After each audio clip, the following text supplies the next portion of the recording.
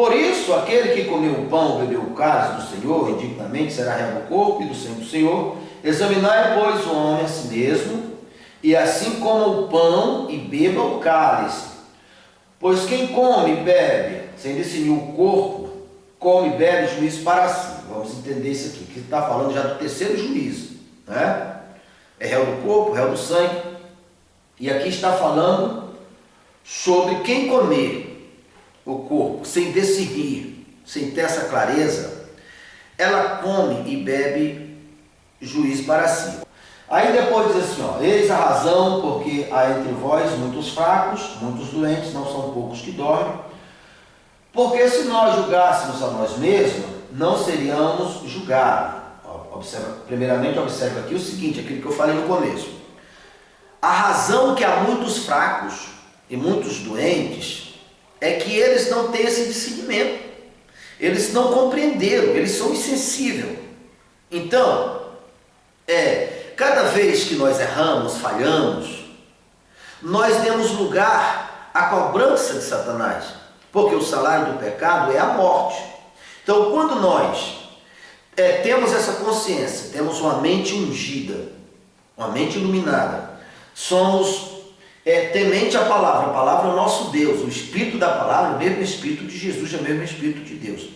E Ele vai nos iluminando, e nós com o coração reto, com vontade de crescer, com vontade, na verdade, não estamos dispostos a não perder nada da vida que o Senhor Jesus nos deu, já que nós sabemos, o próprio Jesus disse, João 10:10, eu vim para que tenha vida e vida com abundância, mas o ladrão só vem para matar, roubar e destruir. Nós entendemos que tudo que se diz respeito à vida já foi nos delegado, nos confiado.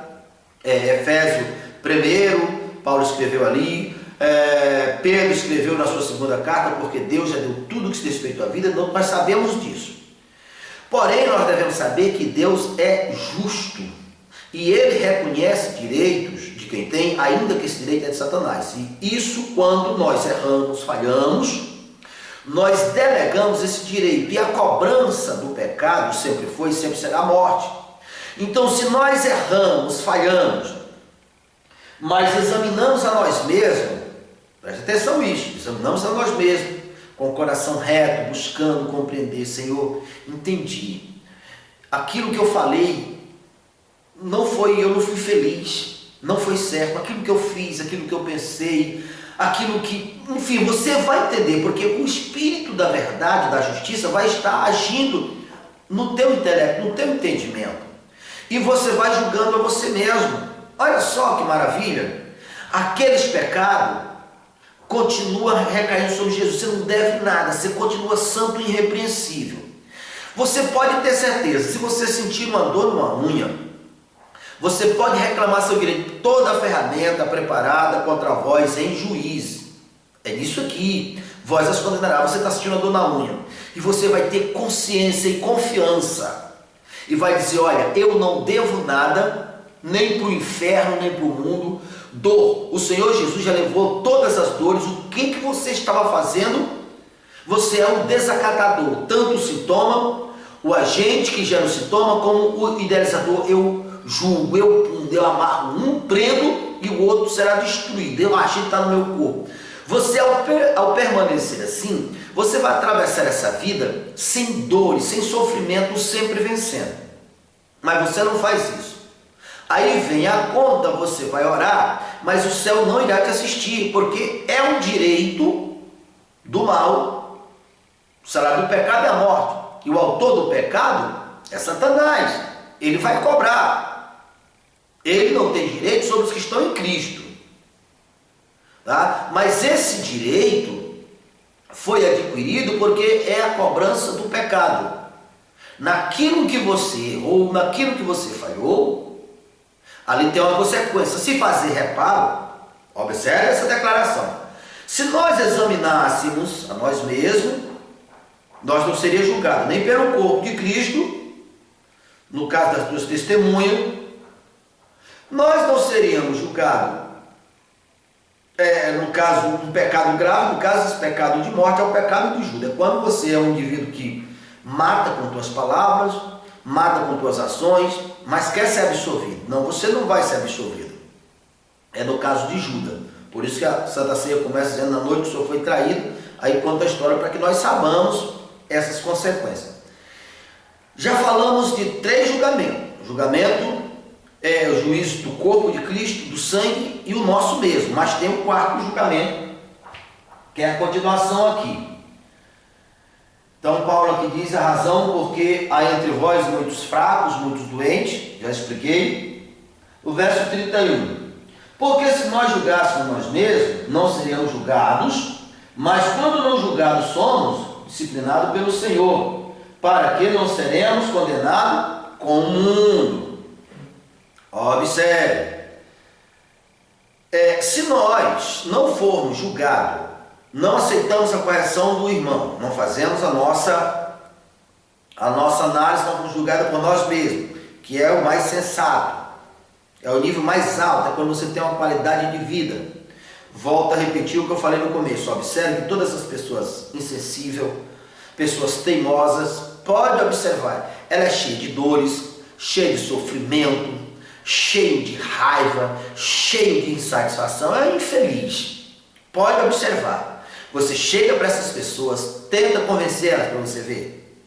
Geralmente elas: não, eu já sei. Pois é. Né? Muitas vezes você sai de lá, uma pessoa vai dizer: fulano tal pensa que só ele que é crente, fulano tal pensa que é só ele que é de Deus. Entende isso? Observa a vida dessas pessoas, uma vida amarrada, cheia de dor, cheia de sofrimento, cheia de fracasso. Esse é o perfil das pessoas que não aceitam o julgamento. Se elas continuarem assim, elas vão ser condenadas com o mundo, porque o mundo já estava condenado, já está condenado.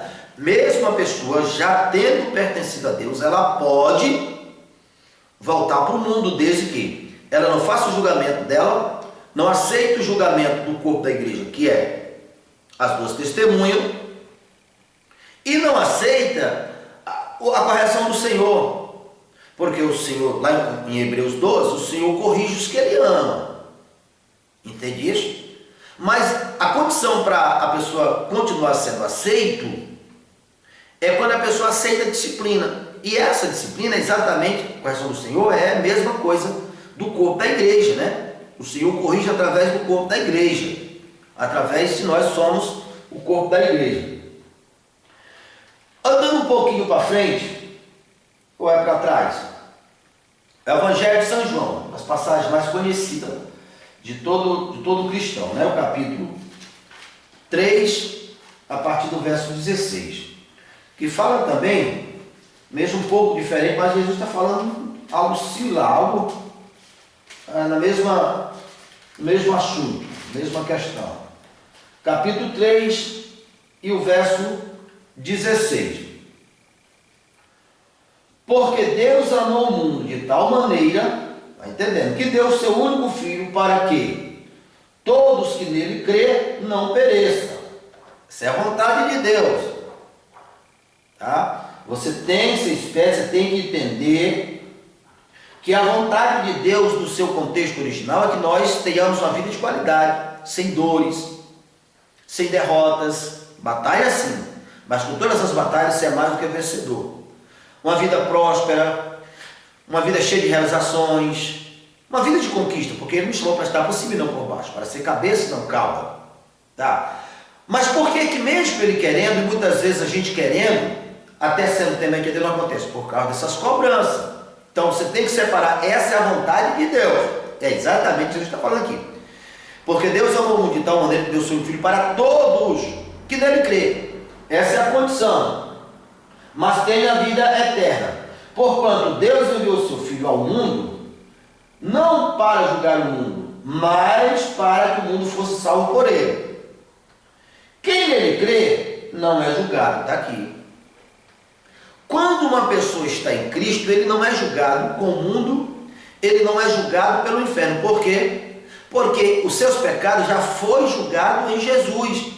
Toda ferramenta preparada contra vós em juízo, em Jesus, que é o nosso juiz, vós as condenará. Eu não devo nada para ninguém, você não deve nada para ninguém. Você não será julgado. Essa é a vontade de Deus. Agora, quando você é insensível, não ouve a voz do Espírito Santo, endurece a voz pelo Espírito Santo, não aceita a correção de ninguém, Tá? Você deve até agradecer quando é corrigido só pelo corpo da igreja. Porque se você... primeiramente, Deus, no plano original, o relacionamento, quanto mais íntimo entre a pessoa e Deus, melhor é. Porque vai evitar um monte de aproveitadores e oportunistas que tem. Por isso você vai encontrar na Bíblia que nós temos um nome, que só, até então, esse nome original, que nós vamos... que vai nos ligar ao reino eterno através desse nome, nós sequer não sabemos ainda, mas o Espírito Santo sabe, e nós está anotado lá nossas obras, tudo nosso, nesse novo nome, só para você ver então, a intensidade da intimidade. Então essa é a vontade de Deus, que nós tivéssemos a prudência e a humildade de fazer esse julgamento entre nós, porque ficaria entre nós e Deus. Mas caso a gente não aceite, não entenda, é necessário Deus usar terceiro, no caso o corpo da igreja, homens dotados com sabedoria, cheio de amor, cheio de respeito por nós, mas eles vão corrigir. É o segundo ponto, segunda testemunha, já não corrigimos a nós mesmos, e agora a igreja. Se caso nós não aceitarmos, não tem outra alternativa, seremos cortados para ser condenados com o mundo.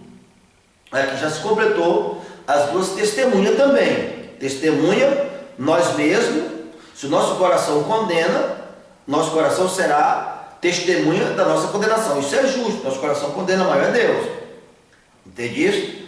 Então, a vontade de Deus é que nós tenhamos a vida eterna, que nós fossemos salvos, não condenados. Mas olha a continuação. O que não crê já está condenado, porquanto não crê no nome unigênito do Filho de Deus. O julgamento é este, que a luz veio ao mundo, e os homens amaram mais as trevas do que a luz, porque as suas obras eram más. Pois todo aquele que pratica o mal aborrece a luz, não se chega para a luz, a fim de não seres erguidas as suas obras, seja vista as suas obras. Quem pratica a verdade aproxima-se da verdade, mas quem pratica o mal ou a mentira aproxima-se da mentira.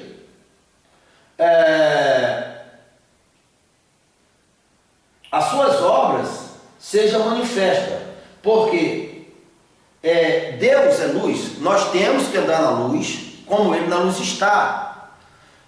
Se eu errei, se eu falhei, e não tive a capacidade, não tive a percepção, e Deus usa a pessoa com mais capacidade do que eu, para me corrigir, mas rapaz, é uma coisa, é um amor, a pessoa já está fazendo por Ele, o próprio vai fazer por mim. Isso é a expressão exata do amor, o mesmo amor com que Cristo nos amou. Como seria bom, e essa é a vontade de Deus, que nós não merecemos, mas a pessoa não aceita, é insensível, porque em coração endurecido não aceita correção, vai acumulando juízo para si. É uma dor aqui, é uma dor ali, é um sofrimento ali, tá? O que vai acontecer? Se essa pessoa tinha que viver 80 anos, ela vai viver 50, ela vai ser roubado 30 anos da sua vida. E esses 50 que elas viveram, vai ser roubado a paz, a alegria, a felicidade, a honra. Os 50 que viveram, já perderam 30, ainda vivem mal. Quem é que ganha, meu companheiro? Seja inteligente, seja racional, quem é que ganha? Você não ganha, Deus não ganha, quem ganha é o inferno. Você só perde. Não faça isto, não faça isto. Olha aqui, todos que são da luz, aceita a correção e vem para a luz. Meu irmão, meu companheiro, que Deus te abençoe mais ainda, porque você me ama, você provou que me ama, você não me deixou acostumar com o erro, você percebeu, você veio de uma forma respeitosa. Porque se nós não aceitarmos a correção, não tem escapatória, nós automaticamente seremos condenados com o mundo. Então, não deixe de assistir outros vídeos em nosso canal, todos os vídeos, o propósito é esse, é ensinar, a fazer com que o corpo de Cristo, a igreja, tenha uma vida de qualidade, não seja roubado, não seja saqueado. E não deixe de se inscrever nesse canal se você ainda não é inscrito. Se você que é novo no canal, seja muito bem-vindo ao nosso canal. E não deixe de compartilhar esse vídeo com seus amigos, tá ok? Que Deus em Cristo lhe ilumine, em nome de Jesus.